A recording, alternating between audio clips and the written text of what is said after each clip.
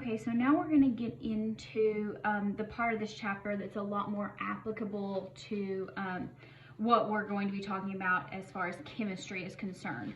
So let's talk about atomic spectroscopy and the Bohr model. So here we're talking about, this is Niels Bohr. He was a German guy, very, very intelligent, won several Nobel Prizes. But what he discovered was that excited atoms that are in a gaseous state, when you get them excited, they do emit light that has electrical energy. And that light is visible as a characteristic color. And if I had access to my lab, I would do a flame test for you. But if you search like for YouTube, you know, just search for flame tests.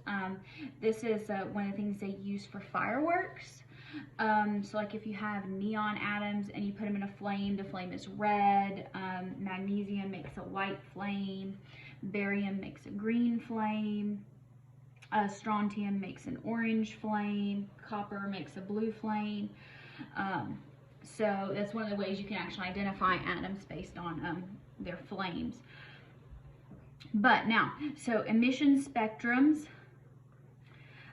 what you can do is they emit this particular light, but you can break down the light of that color with a prism, and you're going to get what is called an emission spectrum.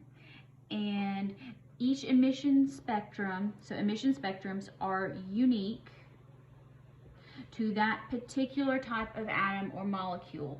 So you can look at a spectrum and you can go, oh, that's hydrogen. Oh, that's helium.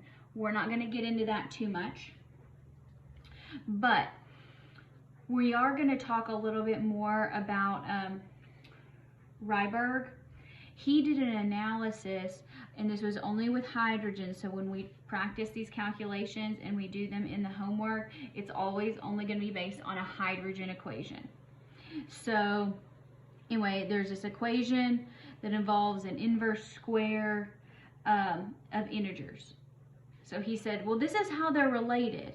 So this is kind of like a scientific law, but it took Niels Bohr coming along to explain why. So we have the Bohr model of the atom. So here we're talking about, this would be a part of a theory. And so what he decided, and he said, electrons travel in circular orbits. And we call that the planetary model. Again, some of this you're like, well, we already talked about that. We did, but we didn't get into this kind of detail. So electrons travel in circular orbits.